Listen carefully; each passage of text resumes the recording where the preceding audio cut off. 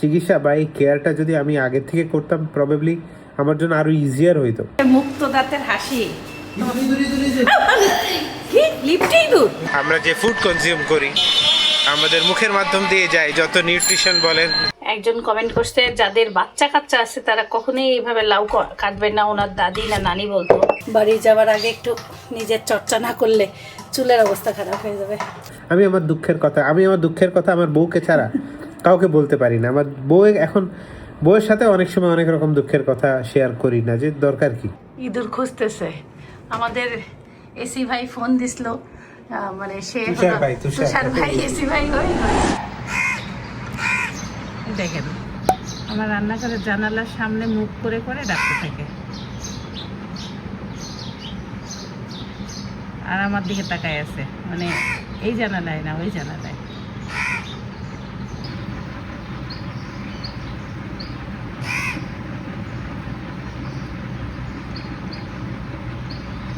কালকে কৌশিক সাইফানের জন্য খুব সুন্দর একটা টর্চ লাইট আনছে, রাতের বেলা পথ দেখার জন্য খুব সুবিধা। সাইফান যদি ইঁদুর দেখতে চাই, সাইফান দেখো এটা ইঁদুর যদি কোথাও থাকে এটা দিয়ে দিয়ে খুঁজবা তুমি, বুঝলো? আর হ্যাঁ খুব সুন্দর। ও এই আলোটা চোখে লাগে, আবার এখানেও অনেক রকম আলো চেঞ্জ হচ্ছে। সুন্দর তো। আজকে আমরা রাতে এই টর্চ লাইটের আলোগুলি চেঞ্জ করে করে অন্ধকারে দেখব। আর একজনে ওয়াশরুমে আমার কাছে টর্চ লাইট চাইছে। ও ছোট করা যায়, বড় করা যায়, সেই তো। টর্চ লাইটটা নষ্ট করো না, এটা কিন্তু অনেক গুরুত্বপূর্ণ জিনিস। আমরা যখন নানি বাসায় যাবো না ঘুটঘুটে অন্ধকার রাস্তায়, তখন আমরা টর্চ লাইট নিয়ে হাঁটবো। আপনারা অনেকেই কমেন্ট করছেন, দেখেন ও আটকায় নাই, ও যে কি চালাক ইঁদুর, ও খালি আমাদেরকে ফুসকি দিচ্ছে, উকি ঝুঁকি দিয়ে চলে, ও আমাদের সাথে খেলা করে। এই আসিস ভিতরে, এসির যে কি 12টা বাজাচ্ছে আল্লাহ ছাড়া কেউ জানে না।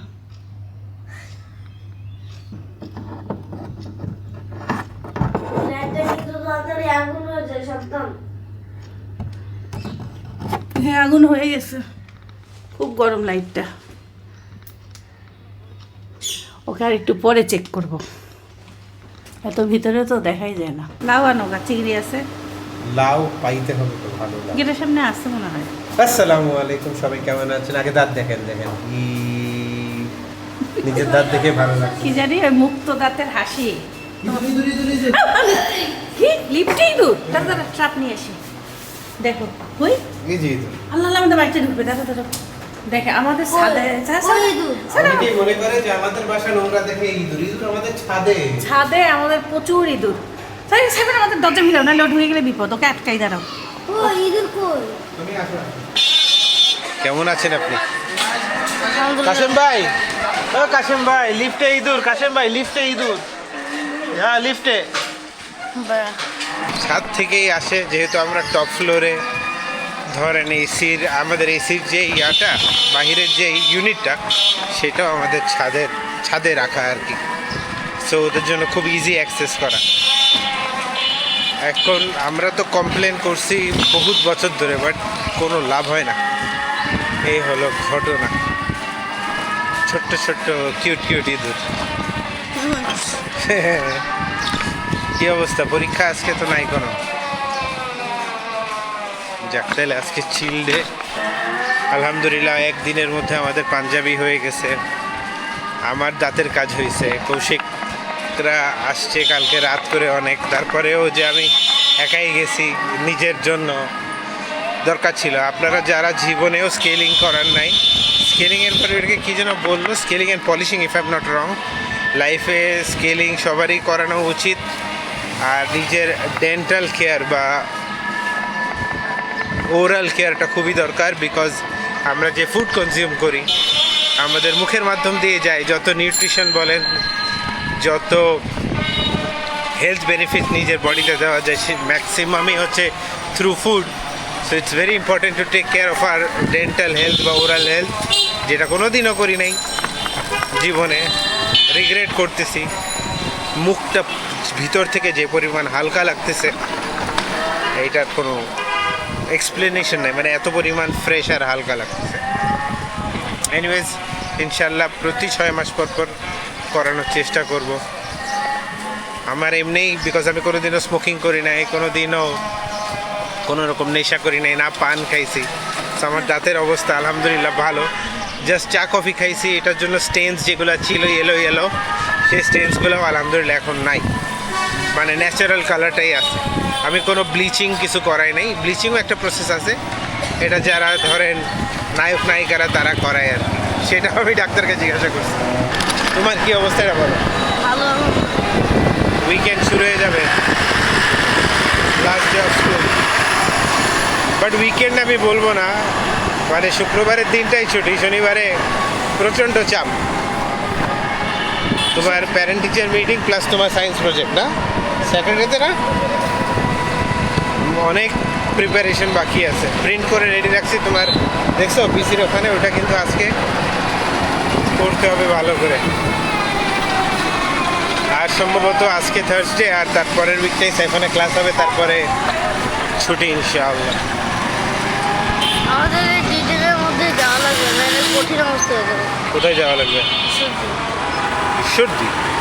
ঈশ্বরদী মেলা দেরি, আরও একটা উইক ক্লাস হবে তো, মানে বেসিক্যালি তোমার নেক্সট উইকে 6 দিনই ক্লাস। হয় না।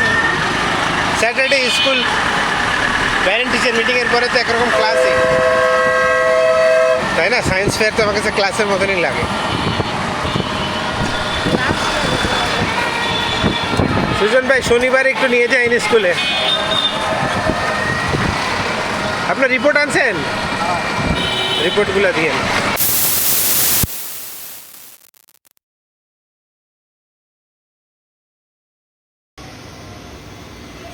সকাল সকাল তাকে পাউরুটি খাইতে দিছি।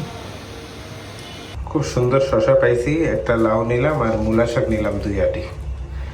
আর আমাদের লিফটে যে সকালবেলা ইঁদুর আটকাইছে, ইঁদুর তো আর লিফটে আপনার ইয়া দিয়ে উঠবে না, মানে গেট দিয়ে ঢুকবে না। ও হচ্ছে এই যে চিপা আছে না ভিতরে, আপনি লিফটটা খুললে বুঝতে পারবেন, ভিতর দিয়ে ও উপরে আসতেছে। মানে এই দেখেন। তুমি কি মুছতেছো ঘর? আরে গেটের সামনে কাদা পানি কেন? সবাই চায় না, এত নোংরা না মুছলে আর হবে না। রূপাদের গাছের আমগুলো এত সুন্দর পাকছে। ঢাকা শহরে এরকম মানে গাছ পাওয়া, আম পাওয়া ভাগ্যের ব্যাপার। ঢাকা শহরে মানুষের তো জায়গা নেই, ওদের বাসাটা অনেকগুলো গাছ আছে। আম্মুর জন্য আগেও নিয়ে গেছে, আমি প্রথম ভাগে পাইছি। ও ঢাকা হয়ে গেছে তো, মানে আমার বাসা হয়ে বাড়ি গেছে, আমাকে কলা আম সব দিয়ে গেছে। রূপার নানি বাসার কলা আর রূপাদের গাছের আম। 6:30 ভোরে পৌঁছাইছে। আম্মুকে একবার ফোন দিছিলাম, বললো ওরা নাস্তা রাস্তা খেয়ে ঘুমাইছে। আম্মুকে বললাম পাঞ্জাবি পছন্দ হয়েছে? আম্মু বলতেছে পাঞ্জাবি খুবই সুন্দর লাগলো দেখতে। আব্বু ঘুমাচ্ছিল, বললাম জানায়ও আব্বুর হইল নাকি।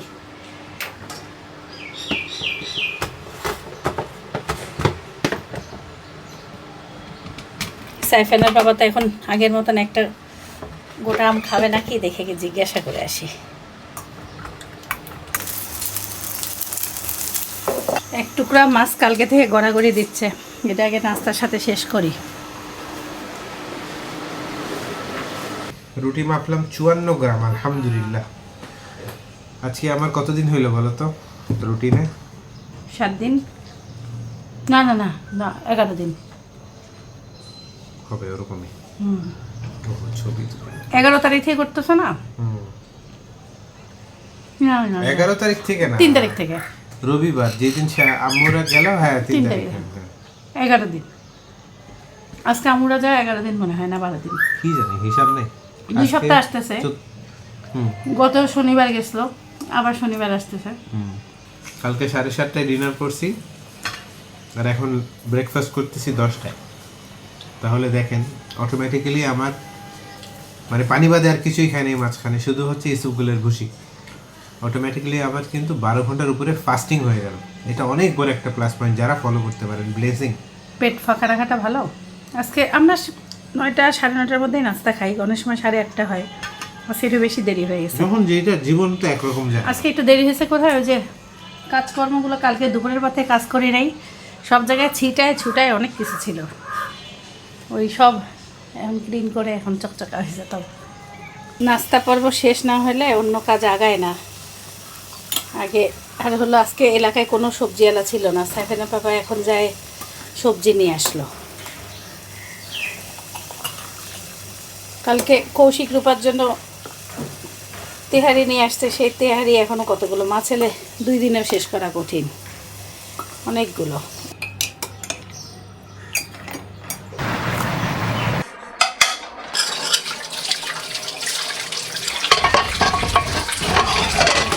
সাইফানার বাবা শাগালার ভ্যানের কাছে যায় ফোন দিছে, বলতেছে দেখো কি শাক নিবা।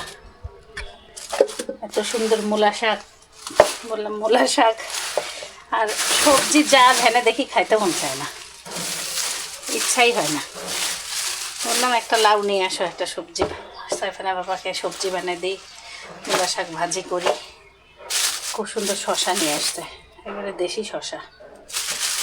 কালকে একটা কমেন্ট দেখলাম, আমি লাউটাকে এইভাবে কাটি, একজন কমেন্ট করছে যাদের বাচ্চা কাচ্চা আছে তারা কখনোই এইভাবে লাউ কাটবে না, ওনার দাদি না নানি বলতো লাউটা কাটতে বলছে লম্বা করে, এই যে এইভাবে করে।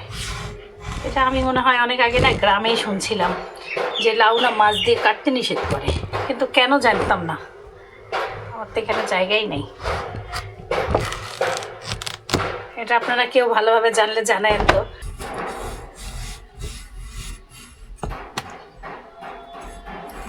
লাউটা নষ্টই হয়ে গেল, লম্বা করে কাটা যায়, মাঝে তো কাটাই লাগবে।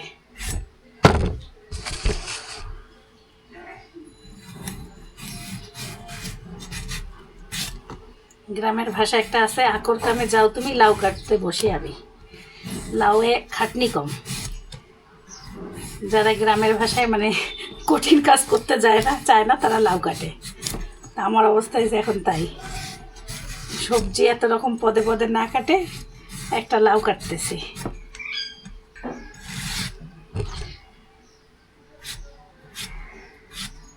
গুঁড়া চিংড়ি দিয়ে রান্না করবো, তাই ছোট ছোট করেই কেটে নিই এইভাবে করে।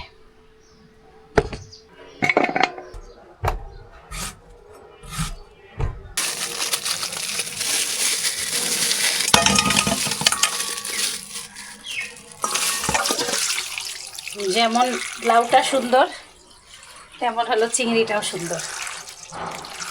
দেশে চিংড়ি আনছে এত সুন্দর, এটার ঘ্রাণও ভালো, অল্প একটু দিলেই তরকারিটা স্বাদ হয়ে যায়।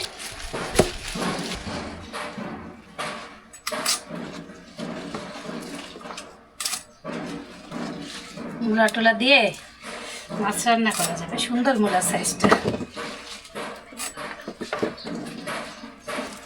নতুন মূলা তো এগুলো টেস্ট লাগে।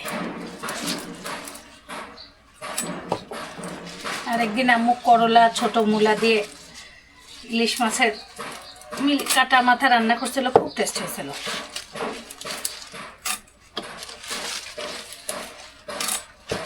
সবদিকে বাড়ির মিস্ত্রি কাজ করতেছে আশেপাশে, পাশের ফ্ল্যাটগুলোতে এমন আওয়াজ, ছাদ ঢালাইয়ের কাজ হবে, খালি বাড়ি বুড়ি মারে।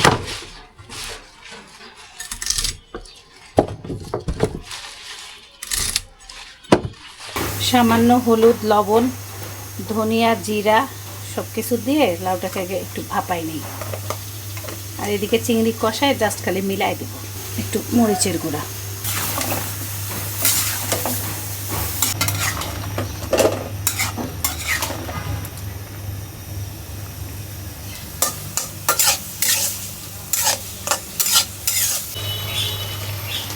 রসুন বাটা সামান্য, আদা বাটা সামান্য, অল্প তেলে রান্না তো। এই দেখেন পেঁয়াজটা মাঝে ভাজে নিচ্ছি, আর মরিচের গুঁড়া তো দিছি, এই জন্য খুবই সামান্য, ধনিয়া, জিরা, লবণ, হলুদ।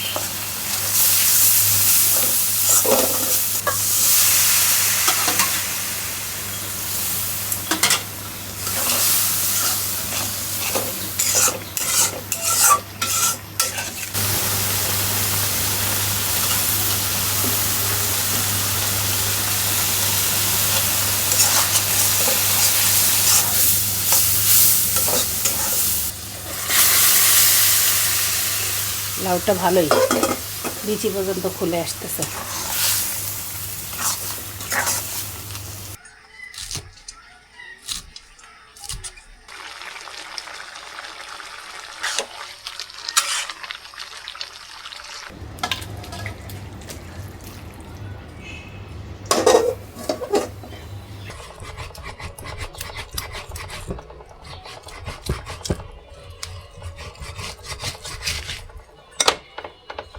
বটির ধার করতে হবে, বটির ধার সব শেষ হয়ে গেছে, মনে হয় আমার হাতটাই চলে যাবে।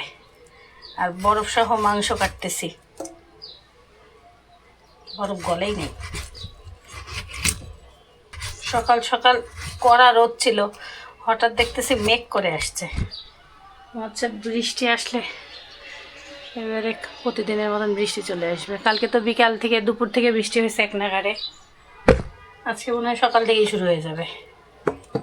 বুকের মাংসের ভিতরে একটা হাড্ডি থাকে, এই হাড্ডিটা খুব ভয়ানক একটা হাড্ডি। এই যে এটা হাড্ডিটা,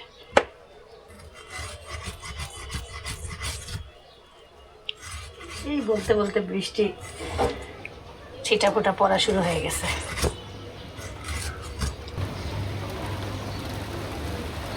এই ঝড়ে বৃষ্টি এসে হচ্ছে। আবহাওয়াটা এখন এত সুন্দর, কিছুক্ষণ রোদ কিছুক্ষণ বৃষ্টি, ভালোই লাগে।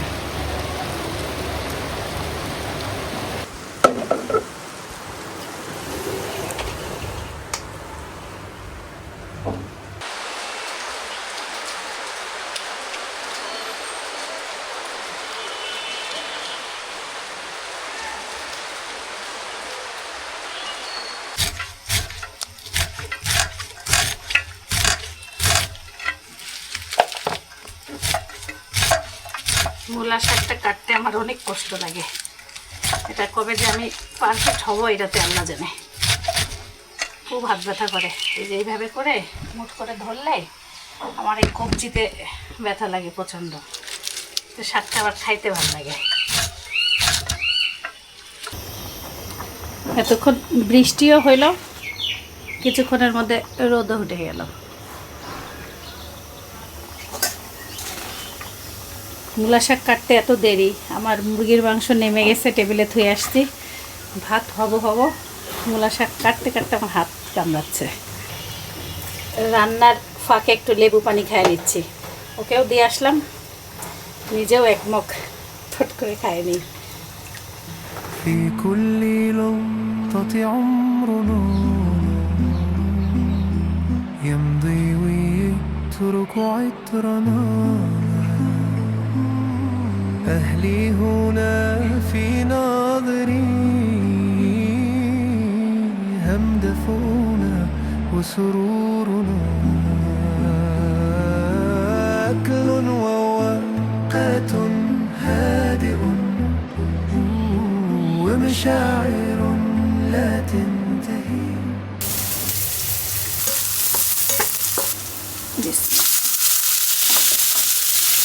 এখনকার বাজারে যে মূলা শাকগুলো পাওয়া যায়, এটা শীতকালে যে টেস্ট লাগে তার থেকেও বেশি লাগে মনে হয়। সুন্দর মূলা শাক।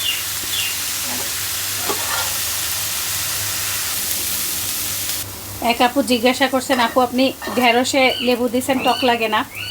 আপু খুব বেশি তো দেই নাই, হালকা একটু টক টক ভাব বলা যাবে না, মানে একটু বুঝতে পারবেন যে একটু টক দেওয়া হয়েছে, কিন্তু অতিরিক্ত না, ওটা ব্যালেন্স আছে। ভাতের মার, টক দই আর হলো মেহেদি একসাথে মিক্সড করে মাথায় লাগাচ্ছি, মাথা ঠান্ডাও হয়, আবার হলো চুলটাও খুব সুন্দর হয়।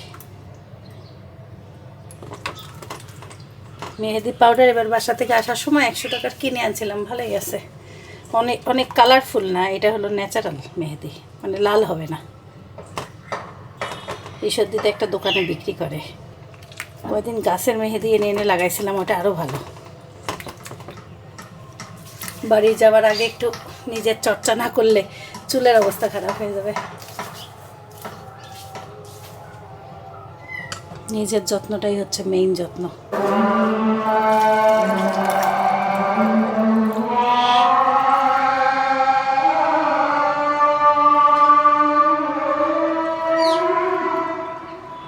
কি অবস্থা স্যার, কেমন হলো ক্লাস? আগুনটা ভালো কেমন চাপ? মোটামুটি মোটামুটি। এই বৃষ্টির পরে এই রোদ, বাবা বৃষ্টি ছিল কঠিন বৃষ্টি হয়েছিল। এমন ওয়েদারের কোনো আগামাথা নাই, একবার রোদ একবার বৃষ্টি, কনফিউজিং সিজন। কি করা রোদ? এই যে এক প্যাকেট বিরিয়ানি ধরাই আছে।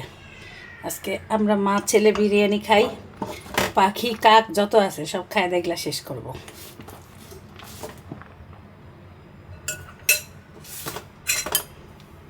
কালকে ওরাও তাড়াহুড়া করে খাওয়া দাওয়া, নাকে মুখে খাওয়া যায়,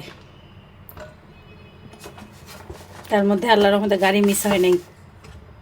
একটুর জন্য তেল পাম্পে তেল নিচ্ছিল, ঘুরায় ঘাড়ায় গাফতলি থেকে উঠতে পড়ে। সঙ্গে খালি গাড়ি নিয়ে আসছিল দেখে আল্লাহ বাঁচাইছে। এখানে যদি সিএনজি টিএনজি হইতো কিংবা কিছু দাঁড়ায় না থাকতো, তাহলে আমাদের বাড়ি গেটের সামনে থেকে সিএনজি পাইতে পাইতে বাস মিস হয়ে যেত। করছি, তারপরে তোমার সামনে আমরা খাবো, তুমি খাবা না, খারাপ লাগে না? কোনো রকম লোভ নেই। লোভ আসলে কারোরই নাই, এখন ঘরে খাবার থাকলে তো একটু খাওয়াই লাগে। আমি কোনোদিনও একসাথে তরকারি নিতাম না, এখন কেন নেই? আর এটা সুবিধা কি জানো? কত সুবিধাটা খাচ্ছ কি বুঝতে বলো তো? পারছো? হ্যাঁ, সুবিধা হচ্ছে যে আমার মনে হচ্ছে আমি অনেক খাচ্ছি। হ্যাঁ, না অনেক খাচ্ছ তো, ভাত কম খাচ্ছ, কিন্তু তরকারি দিয়েই তো ভাত পেটটা ভরতে। তাহলে তোমার ব্রেনও বুঝবে যে মানে একদম ভরা তরকারি লাগবে। দিয়ে ব্রেন ভরাচ্ছি, কিন্তু আমরা তো তরকারি দিয়ে ব্রেন ভরানোর মতন ভাবে বড় হই নাই, তাই না? এইটা এটাই তোমার বলতেছি। প্লেটটা এমন স্বাস্থ্যবান প্লেট কি হওয়া কঠিন? মূলা শাক অল্প তেল না? সব কিছুতেই তেল আছে কিন্তু অল্প, ওকে। তাই বলে এক চামচ না, অতগুলি মূলা শাক 2 আনতে লাগে না, দেখলেই বুঝবা যে কড়াইতে করতে উঠতেছি। ওকে ওকে ওকে। এখন খাবার খাইতে না অন্যরকম একটা ভালো লাগা কাজ করে। ব্রেকফাস্ট করার পরে মাঝখানে শুধুমাত্র প্রোটিন খাইছি, ওয়ে প্রোটিন 1 স্কুপ এবং 1 গ্লাস লেবু পানি, আর কিছু খাইনি। খিদা যখন লাগছিল স্কুলে যাওয়ার আগে, পরে লেবু পানি খাই, দেখলাম যে আলহামদুলিল্লাহ ক্ষুধাটাও কমে গেছে। সবজি দিয়ে বিরিয়ানি ভালোই লাগতেছে, সবজিটা খুব টেস্ট হয়েছে, লাউও ভালো, চিংড়িও ভালো। লাউটা তোমাকে বাসে দিছে মনে হচ্ছে মোমের মতন, কাটলাম যখন তখনই ভালো লাগছে। লাউটা মিষ্টি হয়। রাত বাজে 7:11, ডিনার করার জন্য প্রস্তুতি নিচ্ছি। আর আমাদের যে ইঁদুরের যে ঘটনাটা এসির, সে আমাদের তুষার ভাই আসতেছে, আমাদের বিশ্বস্ত মানুষ, যে কিনা আমাদের এসির সার্ভিসিং সবসময় করে দেয়। আমি আজকে ওনাকে দিয়ে কাজ করাবো না, আমি জাস্ট ওনাকে বলবো যে আপনি দেখেন ইঁদুরটা আছে নাকি, কারণ আমি তো এসি খুলতে পারি না। তারপরে ক্ষতি করছে নাকি, বা ইঁদুর কোনো ক্ষতি করছে নাকি বা কাটছে নাকি, ইঁদুরে কাজ দেখতেছি না, আমার টেনশনে তো ওই নার্ভাসনেস, ওই টেনশনটা আমাদের ভিতরে কাজ করতেছে। আর বিকাল থেকে বা সন্ধ্যা থেকে দুপুর থেকেই অনেক রকম চিন্তা নিয়ে ইদানিং দিন সময়টা যাচ্ছে। যেহেতু কুরবানি ঈদ সামনে, প্ল্যানিং করতেছি 2 জন মিলে, অনেক আলোচনা।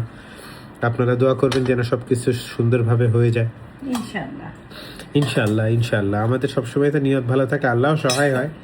না এবার একটু না মানে একটু বাজেটটা টাইটাই অবস্থা তো, আর সবকিছু না দাম কেমন জানি ঊর্ধ্বগতি, প্রতিটা জিনিসেরই এক্সপেন্সেস অনেক হাই। মাংস দিলা না মুরগি? এই যে একবারে দিয়ে দাও। তুমি যাবা ছবি তুলবা? হ্যাঁ তুলবো। এই 80 গ্রাম রাইস, মূলার শাক, লাউয়ের তরকারি উইথ চিংড়ি আর চিকেন। তো অনেকেই আমাকে বলে যে কেন চিকেন খান, মাছ খাইতে পারেন। আমি আসলে মাছ খাইতে পারি না, এটাই হলো আমার সমস্যা। আমি যদি মাছ খাইতে পারতাম, আমি চিকেন খুব কম খাইতাম। যদি আমি সব রকম মাছ খাইতে পারতাম, আমার শরীরের জন্যই উপকার। মাছ না খাওয়ার জন্য আমার স্কিন, আমার চুল, আমার দেহর অবস্থা। ইলিশ মাছটা একটু বেছে দিলে খায়, আর চিংড়ি মাছটা বললাম তো না, আমি না আপনাকে বলি সত্যি কথা, আমি এমন একজন মানুষ যে কিনা নিজের যত্ন কোনো দিনও নেই। সব সময় কাজ, সব সময় ফ্যামিলি, বউ বাচ্চা, বাবা মা, চেষ্টা করি। ব্যায়ামের মেশিনটা বন্ধ করো। চেষ্টা করি শ্বশুর শাশুড়ি, যতদূর পারি আত্মীয় স্বজনের পাশে থাকা সবসময় চেষ্টা করি, নিজের দিকে খেয়ালই করি না। আমাদের রিকশাওয়ালা ভাই সুজন ভাই সাথে কথা বলতেছিলাম, উনি আমাকে আমি যখন ওনার একটা প্রবলেম দেখা দিছে রিপোর্টে আজকে, তো আমি ওনাকে যখন বললাম যে ভাই আপনার ডিম খাইতে হবে, তখন উনি যখন আমাকে বলল যে ভাই 150 টাকা ডিমের দাম, কিভাবে খাবো, তখন খারাপ লাগলো। কিন্তু আমি ওনাকে বললাম দেখেন, আপনি যদি না খান, আপনি যদি অসুস্থ হন, তাহলে আপনি কিভাবে কামাই করবেন বলেন তো? আপনি যদি সুস্থ থাকেন তখন আপনি ইনকাম করতে পারবেন। তখন স্বাভাবিকই একটা জিনিস আছে যে আমরা ছেলেরা না সবসময় আমাদের কোনো সমস্যা হলে আমরা এটাকে অ্যাভয়েড করি বা ইগনোর করি, যতক্ষণ না এটা একটা সিরিয়াস আকার ধারণ করে। এটা আমি না, সব ছেলেদের একই অবস্থা। মেয়েরাও করে স্যার।